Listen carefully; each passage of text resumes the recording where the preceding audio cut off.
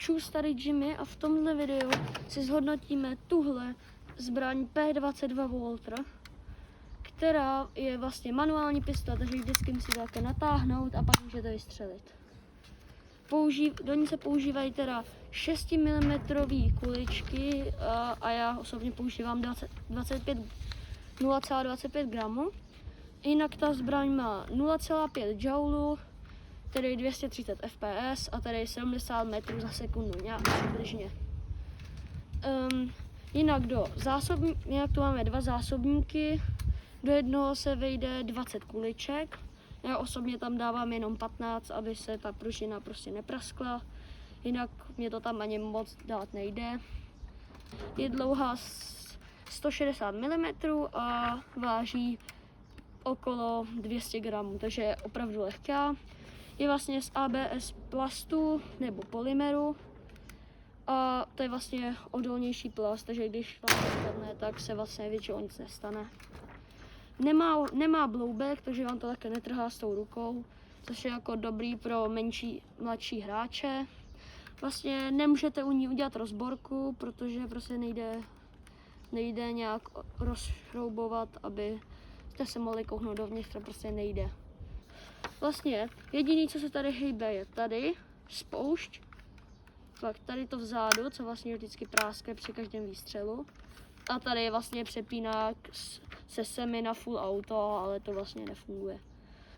No, jako nejlepší použití této zbraně je trénink, střílení na terč a je dobrý pro začátečníky s airsoftem nebo prostě jenom pro zábavu, protože vlastně jak je to slabá zbraň, tak to skoro ani vůbec nebolí.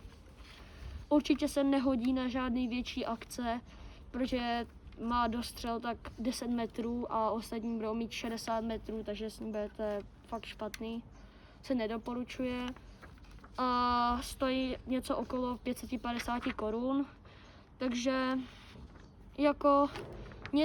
mně se upřímně jako docela líbí, vypadá hezky, ale jediné chyby tady jsou, že už se mi rozbil záchyt zásobníku, takže vlastně dám zásobník od takhle. Pak se mi tady rozbilo taková patka, která byla taky v černé barvě, která vlastně tady koukal, že to vypadá také nějak. A když střílím, tak si musím malíčkem držet ten zásobník, aby mi nevypadával. No, takže hodnocení za mě se jako docela vyplatí, hlavně na ten začátek, když prostě jste třeba rodič a snažíte se dítě naučit, jak pracovat se zbraní.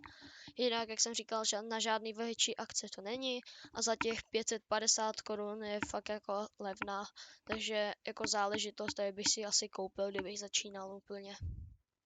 Krabička vypadá takhle, vlastně zbraň je v tomu takhle uložená, takhle to vypadá. Vlastně ještě poklop, ale ten už nemám. Jak jsem říkal, už mám nějaký ten rok a teď si ukážeme střelbu na terč. Takže máme zásobník s 5 nábojema, jako kuličkama. Zásobník vložíme do zbraně, já ho teda musím držet. Natáhneme, dáme zpátky, zamíříme a můžeme střílet.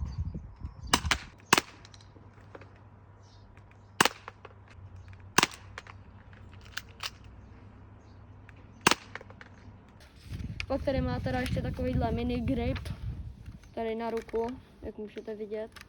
Takhle můžete držet v ruce, jako natáhnete a běžíte takhle vlastně s tím gripem, nevím, takhle nějak se to drží.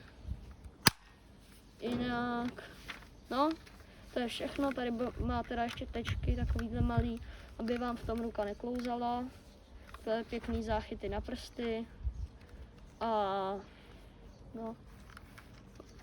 to je vlastně asi všechno. Tak určitě nezapomeňte dát like a odběr a uvidíme se u dalšího videa. Zatím čus!